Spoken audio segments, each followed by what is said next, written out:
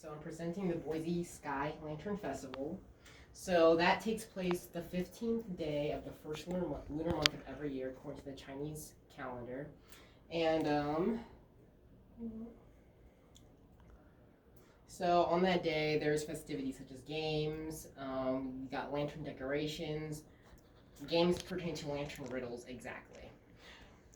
So the Lantern Festival represents, social norms, like breaking out of social norms, a sense of freedom for both male and female, because for women in China, they can't go out between 7 p.m. to 5 a.m. But in the Lantern Festival, everyone's able to commingle, and it's also known as the true Valentine's Day.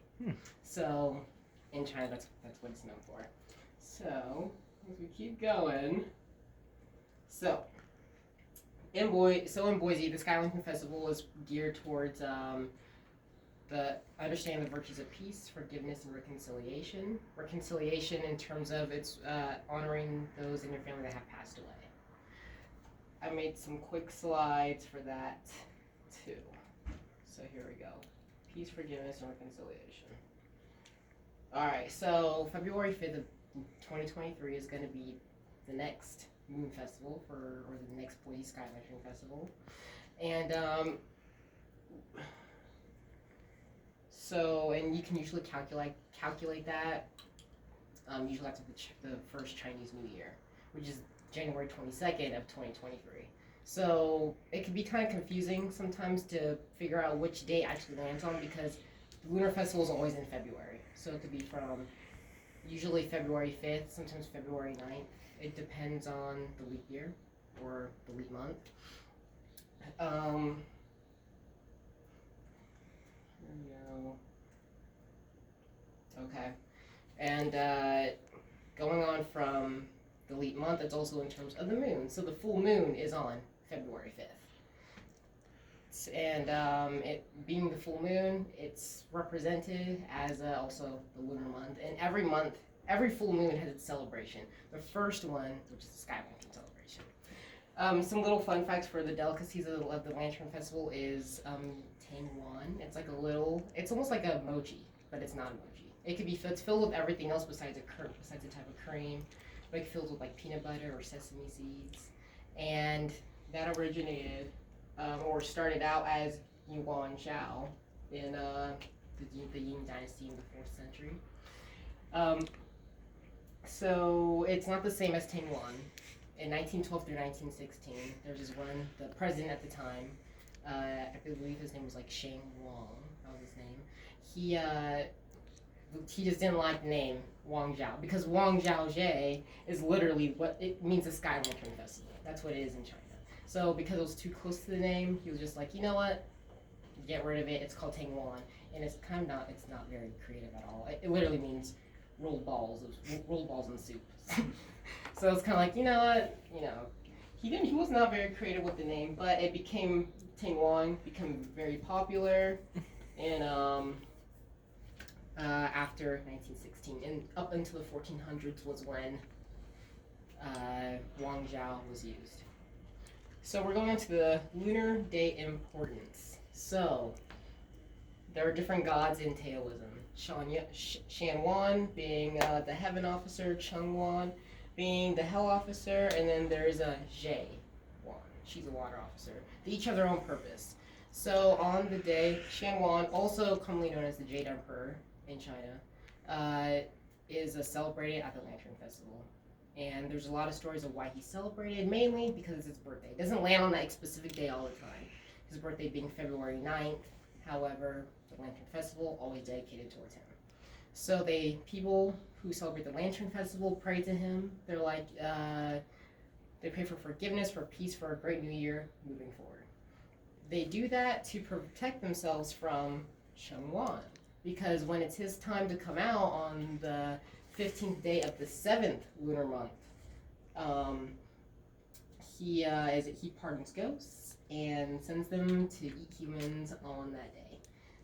To those that the ghosts do not like. So, in protection against that, they pray on the lantern during the Lantern Festival. And then To those who are to those whose souls are taken in Taoism, and to the belief, your soul could be taken in any way. It could be just through unforgiveness or through being hurt by someone else. Then Shaywan is there to Shaywan's there to rescue you. Keep going. So I'm gonna get through this real quick. So the dynasty and the evolution of the Sky Lantern. So the Sky Lantern Festival was called Wangzhou. It's still commonly known as that. But through the Tang and the Song dynasties, and through the Qing dynasty, they all had their upbringing of what it was called. Like at one point, it was the Lantern Night Festival during the Song dynasty, and then it became most commonly known as the Lantern. In the Qing dynasty, it became more commonly known as the Lantern Festival. Okay, now this is the key part. So known as the True Valentine's Day, the Sky Lantern Festival. As I already stated, that women were not able to leave between a certain curfew, 7 p.m. to 5 a.m. A lot of love was definitely made on the Sky Lantern Festival.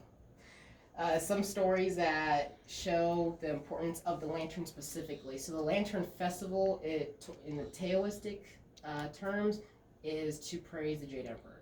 However, the lanterns are important because of basically the aspect that this is a form where love can be created. So there are a couple stories that make sense that why the Lantern Festival is based on Valentine's Day. So the Dream of the Red Chamber novel is one of the 4 classic novels of China, and one of them portrays the protagonist of the Dream of the Red Chamber. He's going out into the night, and then some women are dressed very, very seductively. And this seductive woman, they're coming out at the Lantern Festival to try to seduce men to come to them. And it makes sense because they were trapped in their own houses until the time for a couple of years, or for the year before the Lantern Festival. And the Fresh Berries by Yu Zhangzhu, he presents a poem about the Lantern Festival. I can read that to you guys, but I'm going to get to the part where it talks about the tale of Princess Taping because that's a little interesting. So during the Tang Dynasty, Princess Taping was a political powerhouse, being a very powerful woman in China's history. She found her husband, Zhu Shao. Let's see if I probably do not have that slide up, but Zhu Shao, Xushal. He found her during a Lantern Festival. Them being together, they changed a lot of political views in China, so this is very important to their history. But Princess Taiping met him when he took his mask off because he was of a high class during the Lantern Festival, and they fell in love and became together. So that's some major importance.